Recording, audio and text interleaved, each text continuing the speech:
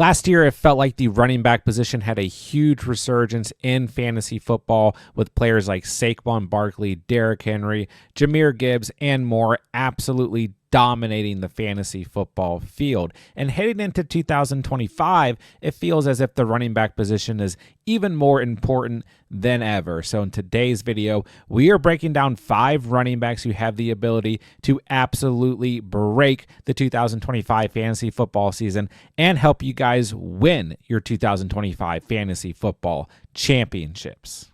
All right, let's kick the video off with one of my favorite running backs heading into the 2025 fantasy football season, and that is Josh Jacobs of the Green Bay Packers. Coming off of what was honestly a completely dominant season for Josh Jacobs, finishing as the RB6 in 2024 with over 1,300 rushing yards, 15 rushing touchdowns on the ground, and 36 catches for 342 receiving yards and 1 additional receiving touchdown. And it just doesn't really feel like Josh Jacobs is being valued as the player that he finished as last season. He is still going kind of in the mid-second round, and there's a lot of upside at both the running back and the wide receiver position when we kind of look at, the end of the second, or excuse me, the beginning of the second round and the end of the first round going into next year. And I can understand why a lot of the players that are going in front of Jacobs are going where they're going, but I think a lot of people are just really simply overlooking how dominant Josh Jacobs was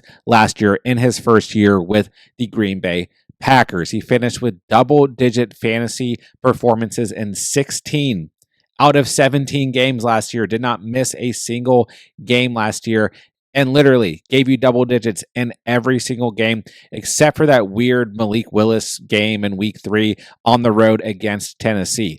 Every other game, he completely dominated in 2024 fantasy football. He had 20 or more fantasy points in 8 games last year. And you guys remember, if you own Josh Jacobs, he went on an absolute tear after their week 10 bye week. 20 or more fantasy points in every game from week 11 through week 16, with a little bit of a stiff finish in week 17 with 10.9 fantasy points, but still had 4 yards per carry in that game, 69 yards on the ground, and a rushing touchdown. He had a rushing touchdown or more in every game between weeks 8 and week 17, except for week 9 against Detroit. He was absolutely dominant last year, and the Packers ran the football the 5th most of any team in 2024 with 526 total rushing attempts. Jacobs had 301 of those rushing attempts, finishing as the 6th most rushing attempts of any running back last year.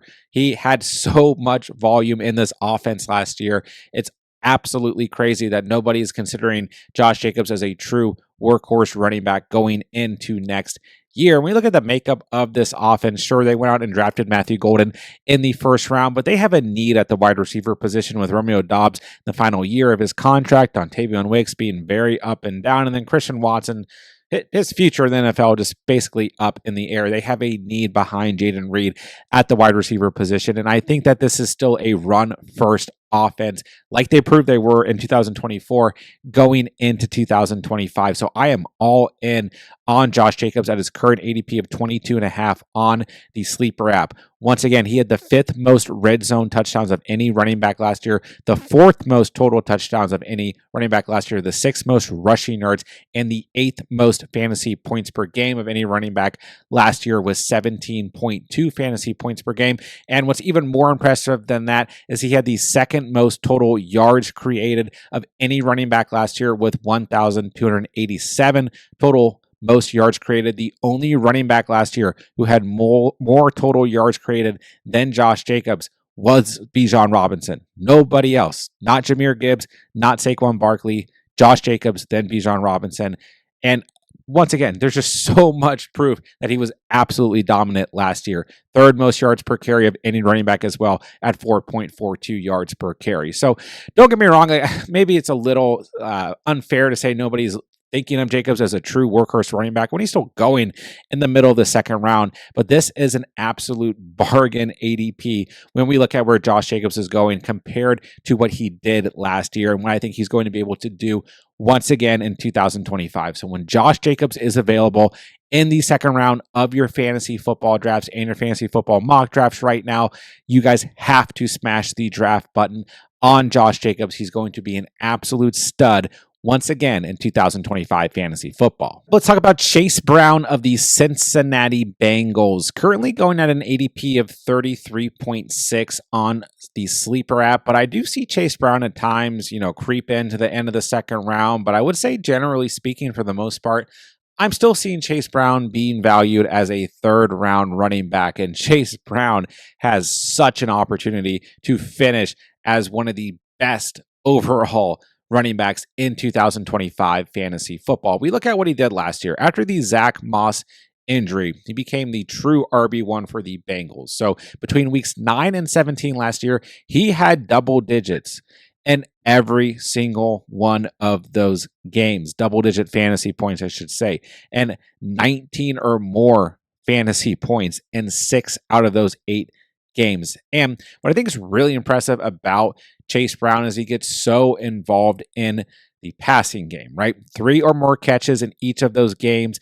And on top of that, he was the number 6 running back last year in all of fantasy football in total targets with 4.1 targets per game, number 5 in total receptions with 3.4 total receptions per game, number 15 in total routes ran. And I think this is really important to consider when it comes to the Cincinnati Bengals, because one of the biggest knocks, of course, I would say against Chase Brown is that this is a pass-first team. This is a team that still has a really bad defense on paper at the end of the day, and that forces them to need to throw the football. When we look at last year, right, the Bengals at the end of the day, they were the 9th overall team in total yards in the NFL, but they only had 1,574 total rushing yards. The rest of it came from passing yards. There's not a single team in the top 10 in terms of total offensive yards last year who had under 2,200 total rushing yards other than the Bengals. There's not a single team with less than 1,600. I mean, they are the team with the least rushing yards by far in the top 10 teams that finished the most offensive yards last year, right? But I think that kind of helps when we look at the makeup of what Chase Brown can do in this offense. He doesn't have to get a ton of carries to be productive in this offense. He will get involved when it comes to the passing game. And what's also important to consider here is that there's absolutely no competition for Chase Brown when we look at this backfield. We still have Zach Moss on this roster, Samaje Perine, Tajay Brooks, Gary Brightwell, Kendall Milton, then Kawhi Conley, who's the rookie out of Arizona. There's nobody here that concerns me. And I've heard like a lot of argument against like Chase Brown's not going to get the volume that he got last year. And I'm like, where does that argument come from? Because as soon as he was the lead back for the Bengals, he got all of the volume, and we already went over those numbers. He got a massive amount of volume on the ground, but also a very good amount of volume through the air on top of that, okay? And you have to understand, Chase Brown was the RB10 last year in full PPR, and he was only the starter, the true starter on this team for half of the season. He's going to get a full season as the starter for the Bengals. Listen, at the end of the day, they still have the same offensive coordinator. We can expect a lot of what we got last year with Dan Pitcher back at offensive coordinator. The offense was not the issue last year, right? But you have to expect that there's definitely a sense of positive regression coming for Chase Brown with being able to start the season as the lead back. Once again, he was only the lead back between weeks 9 and 17. He had competition in terms of snaps in the weeks previous to that, and he was the RB10 in full PPR. Averaged 15.9 fantasy points per game, the 14th most fantasy points per game. That is very good for only being the starter for half of the season. So I'm all in on Chase Brown when he is available, when you're on the board, whether it's the end of the second, beginning of the third round. And I really think come August time, when we're really starting to get into the real actual draft season, I think that Chase Brown is going to become an end of the round or end of the second round running back. I don't know if he's going to be available in the third round. I'm seeing a lot of hype around Chase Brown, but the proof is in the pudding here. Chase Brown is set for a monster 2025 fantasy football season. And you guys have to draft him when you can. Moving along, let's talk about Breece Hall of the New York Jets, sitting at an ADP of 34.6 on the Sleeper app. I feel like Breece Hall is just once again in this kind of state of a lot of controversy. There's a lot of knocks against Breece Hall. And I think what we really need to consider is that this offense was just not that good last year. There were a lot of issues for a lot of different reasons. We could point at coaches. We could point at Aaron Rodgers. We could point at ownership. We could point at a lot of different things here. And I think what's also important to consider is like the second half of the season, once Davante Adams came on this team, just felt like the Rodgers, Davante Adams show. Like the offense just wasn't as fluid. It was actually better, but I think guys like Garrett Wilson and Breece Hall did suffer at times. It's going to be a very different offensive this year with Aaron Glenn as the head coach. I know he's defensive minded, so some people are a little like worried about that. There's been some coach speak that has bothered some people about Breece Hall from Aaron Glenn, but I don't think that Aaron Glenn is ultimately going to be, the extreme coordinator, so to speak, for lack of a better term, when it comes to this offense. It's going to be the new offensive coordinator, Tanner Inksten, who comes from the Lions and was part of the passing game coordination for the Lions last year, where they finished number 2 in total yards, number 2 in total passing yards. And it's also important to remember that in that system, Jahmyr Gibbs and David Montgomery combined for 101 total target. And then let's take a little bit of a closer look at what Breece Hall actually did last year and why that's very good for Breece Hall. And yes, before you guys, go to the comments, I know that there's other good, running backs on this team that we have seen flashes from, that we did see flashes from last year in Braylon Allen and Isaiah Davis. But I think that Breece Hall is going to be the true workhorse running back on this roster who's going to benefit the most from this new system. And listen, I know last year was disappointing, right? He had double-digit fantasy performances in 10 out of 16 total games.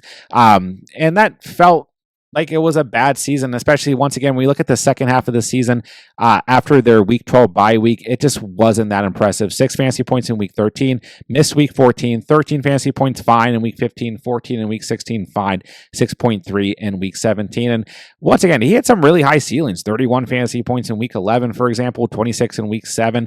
But at the end of the day, it was just a bit up and down. And he spent a very early first round pick on Breece Hall last year in the 2024 draft. So it felt disappointing, but he is still averaged 15.1 or more fantasy points per game every single season of his young career. And once again, thinking about Breece Hall as a pass catcher, because I feel like there's kind of this knock against Breece Hall about him not having that true upside as a pass catcher that we saw really come to life in 2023.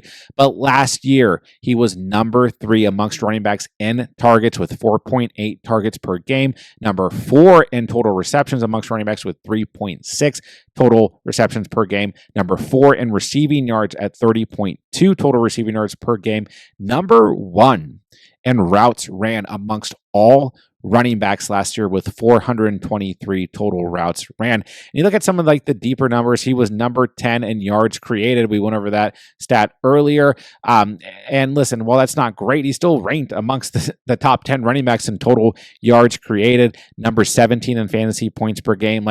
Listen, it was not good based on where you drafted Breece Hall last year, but overall, this season was not that bad. He was still a top 16 running back in fantasy football, and you're spending a much lower draft capital on him going into 2025. I've seen Breece Hall fall to the beginning of the 4th round in a lot of drafts lately. He's there at the end of the 3rd round. A lot of people are still willing to pull the trigger on Breece Hall at the end of the 3rd round, but if he's there at the beginning of the 4th round, especially, he is a smash draft selection, and I like him just fine at the end of the 3rd round. So when you're in that range of fantasy drafts, I truly think that Breece Hall has everything in front of him to have another very productive fantasy season, be very involved in this new system as a pass catching running back, and still get enough volume on the ground that he's going to be week in, week out consistent in 2025 fantasy football. So when he's there on the board, I'm highly encouraging you guys to not lose faith in Breece Hall and draft him heading heading into 2025.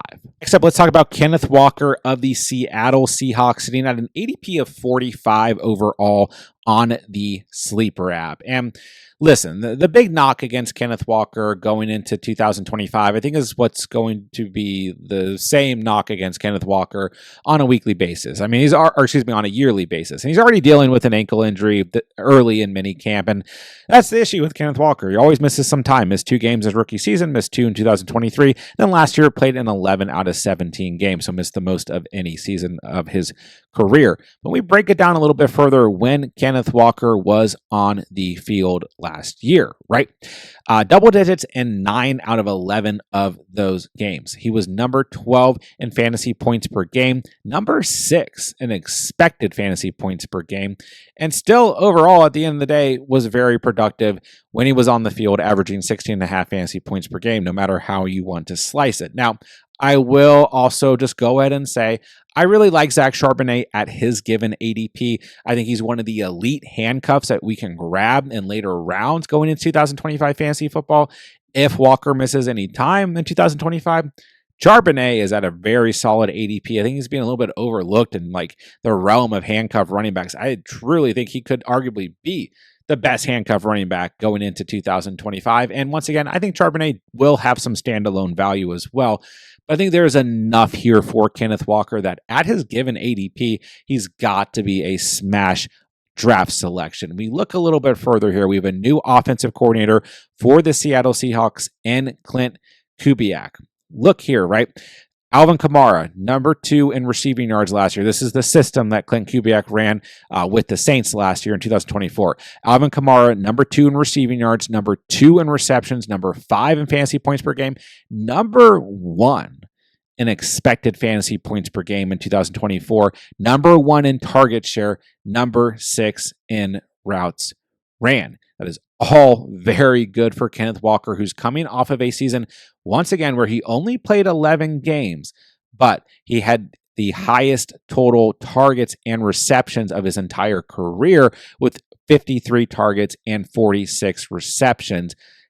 It's all there for Kenneth Walker to absolutely ball out in the system in 2025. You might look at this offense and get a little bit spooked because Sam Darnold is now the starting quarterback. And hey, no matter how you want to slice it, Sam Darnold had an MVP caliber season last year. Very different system, different team, different weapons. I know that the end of the season for Sam Darnold was a little bit reminiscent of what we're used to when we look at weeks 18 and then, the early playoffs for the Vikings last year as well.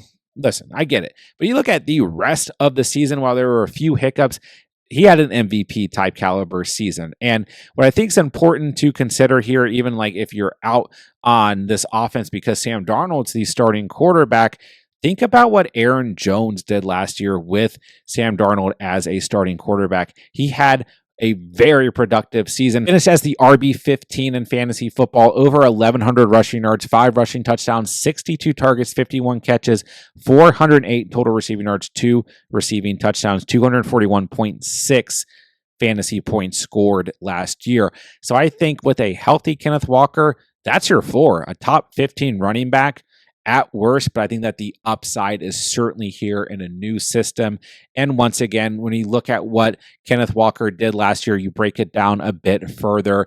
Number 5 in juke rate last year, number 13 in evaded tackles. It's hard to look at some of those deeper analytics because he only played in 11 games last year, but still, everything is there for Kenneth Walker to finish with a tremendous 2025 fantasy football season. So when he's sitting there, middle of the 4th round, sometimes bleeding into the 5th round, he is a running back that you absolutely need to draft as we approach the month of August. And last but not least, we are talking about my boy DeAndre Swift of the Chicago Bears, currently sitting at an ADP of 78.9 on the Sleeper app.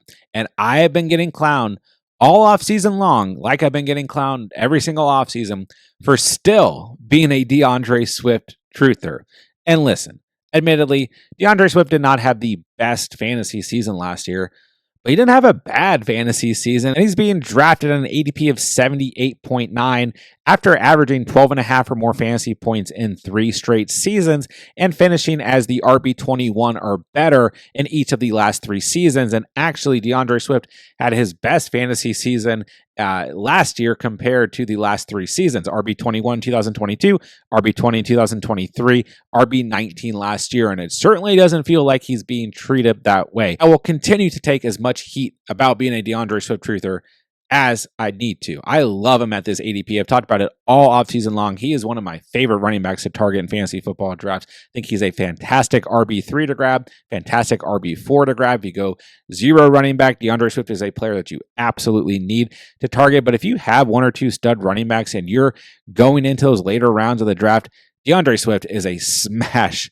running back that you have to take. Still had double digits in 7 out of 17 games last year, which is certainly not good compared to some of the other numbers that we've gone over for running backs when we look at last year. But we also have to consider, the Bears had that change at offensive coordinator after week 9 last year, and it definitely negatively impacted DeAndre Swift as he only had 2 double-digit fantasy performances between that stretch after, switching offensive coordinators. And also, there were a lot of games last year where we saw vulture touchdowns go to other running backs on this team, literally for no reason at all, when they could have just gone to DeAndre Swift. When you start to break it down a little bit further, he was still number 10 in carries amongst all running backs last year, number 10 in receiving yards amongst all running backs last year, number 14 in receptions amongst all running backs, and number 8 in routes ran amongst all running backs last year. So at the end of the day, still very involved in this offense and very involved compared to other running backs being drafted much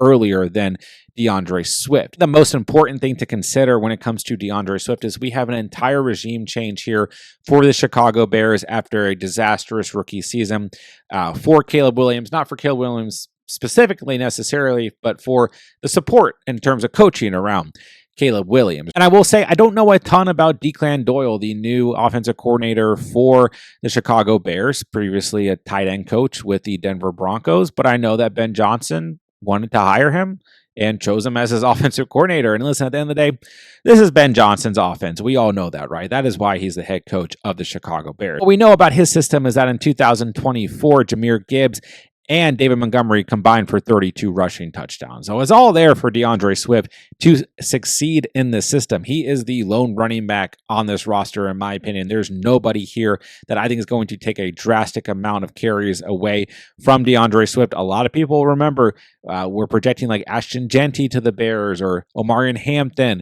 or the Bears to go out and spend an early draft pick on a running back, or maybe be linked to a guy like Nick Chubb or J.K. Dobbins, and none of that happened.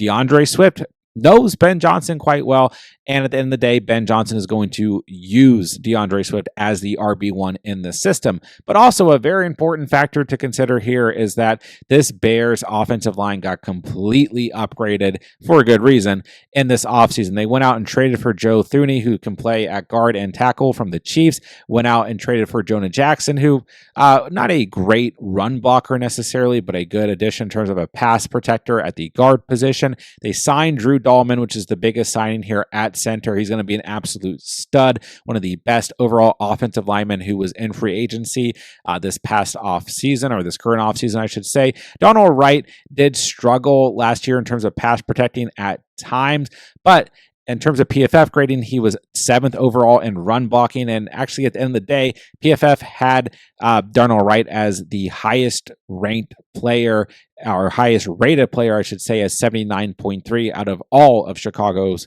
Bears players. So very good in terms of that. And then left tackle Braxton Jones did have an ankle injury that he's still recovering from last year. He's going to be back in 2025. He needs to take another step forward, don't get me wrong, but still Braxton Jones is going to be back and healthy at some point. And then they went out and added a tackle in the second round of the 2025 draft as well. And they went out last year and drafted a tackle in the third round. So they have some added depth there as well. This is a very, very different offensive line than what we got last year. And now Ben Johnson, once again, offensive guru, is the head coach for the Chicago Bears. It's all there for DeAndre Swift to have one of the most successful fantasy football seasons he has had in a very long time. And once again, you're not spending early draft capital on DeAndre Swift. So The floor is safe here, in my opinion. As long as he's healthy, you're getting 12 and a half or more fantasy points per game.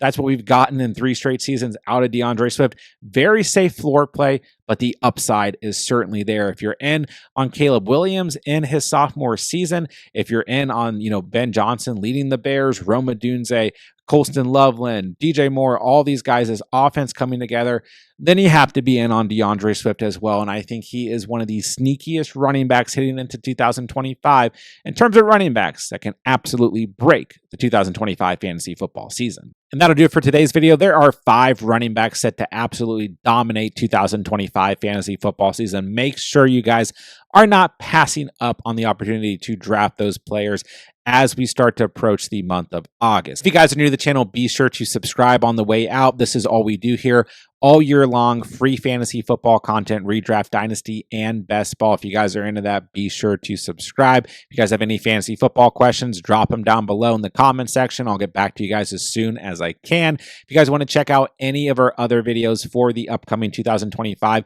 fantasy football season, you guys can check out these 2 playlists right here. And as always, I'll say thank you guys so much for watching and or listening. And remember, you saw it here on The Catch.